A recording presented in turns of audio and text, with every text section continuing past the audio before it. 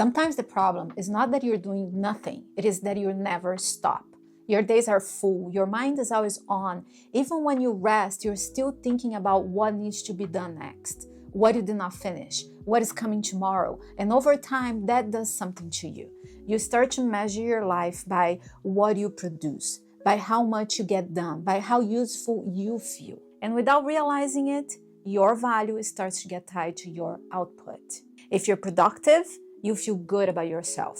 If you're not, you feel behind. You feel like you're wasting time, and this is not something you choose on purpose. It is something that you learn by living in a world that rewards constant productivity. And this is where something important happens. You can believe in God, you can even follow Him, but still live like everything depends on you. You keep going, you keep pushing, you keep trying to stay on top of everything, and eventually you get tired. Not just physically, but mentally, emotionally, and spiritually. And the hard part is, you do not always know how to stop without feeling guilty. Because stopping feels like falling behind. Rest feels unproductive. And if your worth is tied to what you produce, then rest feels like a risk. And this is exactly where God speaks in a way that feels almost opposite to everything you have learned. Not by asking you to do more, but asking you to stop. In Genesis 2, says that by the seventh day, God completed His work, which He had done, and He rested on the seventh day from all His work, which He had done. Then God blessed the seventh day and sanctified it. God did not just create the idea of rest. He marked a specific day, the seventh day. That matters because in Scripture, the seventh day is not left undefined. When you follow the biblical account from creation to the commandments, the seventh day is a day we call now Saturday. In Exodus 28-10, God says, remember the Sabbath day to keep it holy. But the seventh day is a Sabbath of the Lord your God. God did not say one day out of seven. He pointed to a specific day, a day He blessed, a day He set apart. God rested, not because He was tired, but because He was setting a pattern, a rhythm, a way of living. And this matters. The Sabbath did not begin at Sinai. It was already given at creation. Before it was ever spoken as a command, it was experienced as a gift. God built rest into the structure of life itself, which means this is not just about taking a break. This is about how you were created to live. And then later, when God gives the Sabbath as a command in Exodus 20, He is not introducing something new. He is restoring something that was already there, something that was lost in the way we started living. And this is where we need to pause and ask an honest question. Why is it so hard to stop?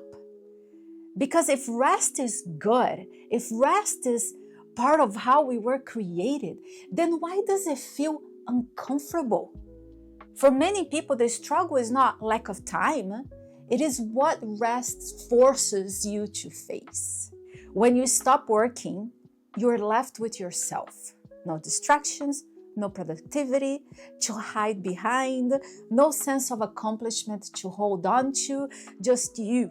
And sometimes that feels uncomfortable because you start to notice things you were too busy to see. Your thoughts, your emotions, your spiritual life. And instead of leaning into that, it's easier to stay busy. But there is something even deeper happening. When you refuse to stop, you're not just avoiding rest. You're slowly starting to believe that everything depends on you. That your life moves forward because of your effort. That things fall apart if you step away. That your value comes from what you do. And that belief will wear you out. Because you were never meant to carry that kind of weight. For other people, it is not just about being busy. It's about tradition. They have grown up keeping a different day or no day at all. And when they see what Scripture says, there can be a resistance, not because it is unclear, but because it is uncomfortable to change, because it means choosing scripture over what is familiar. And this is where we need to be honest. Sometimes the struggle is not confusion, it is pride. It is choosing what feels easier over what God has clearly said. But if our relationship with God is built on trust, then our loyalty has to be His word, not just what we have always done. This is where the Sabbath becomes more than a day. It becomes a statement. Every time you stop, you're saying something with your life. You're saying something. God is still in control even when I'm not working. You're saying my life is sustained by Him, not by my constant effort. You're saying I am more than what I produce. And that is why this is not just physical rest, this is spiritual. In Mark 2:27, Jesus says, the Sabbath was made for man and not man for the Sabbath. And this is important because over time, people have added things to the Sabbath that God never said. Rules, restrictions, extra expectations, turning something that was meant to bring rest into something that feels heavy. Even in Jesus' time, this was happening already. The Sabbath had become more about what you could not do than about what God wanted to give. And Jesus pushes back against that. Not to remove the Sabbath, but to restore it. To bring it back to what it was meant to be, a gift, not a burden. In other words, the Sabbath was created for your good. Not as a test, but as a gift. And this is where many people misunderstand it. Because when you hear the word command, it is easy to assume pressure, obligation, something you have to do to stay right with God. But the Sabbath is different. God is not asking you to prove something. He's inviting you to receive something. And that changes how you approach it. Because if you see the Sabbath as a rule, you will try to manage it. You will ask, what can I do? What can I not do? Where is that line? But if you see it as a gift, you will start asking a different question. How do I enter into this? How do I actually rest? How do I experience what God intended? The Sabbath is not just about stopping. It is also about celebrating. When God connects the Sabbath to creation in Exodus 20, He's reminding you of something. You are not an accident. Your life has meaning because it comes from Him. Every Sabbath is a weekly reminder of where you come from. That you were created on purpose. That your life is not random. It is a celebration of creation. And that changes how you rest. Because you're not just stepping away from work. You're stepping into remembrance.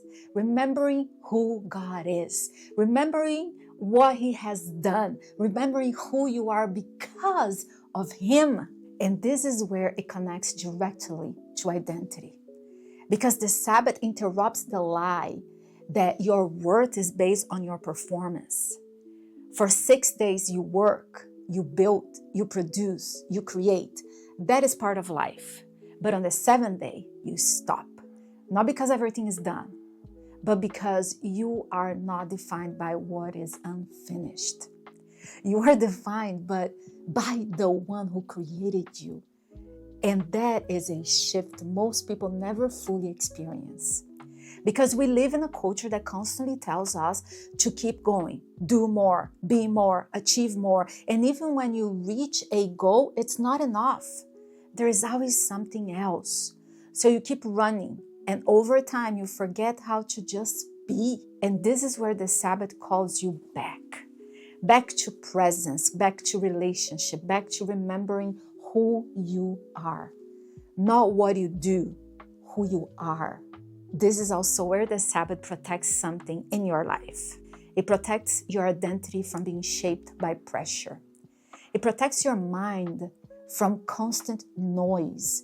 It protects your relationship with God from becoming distant.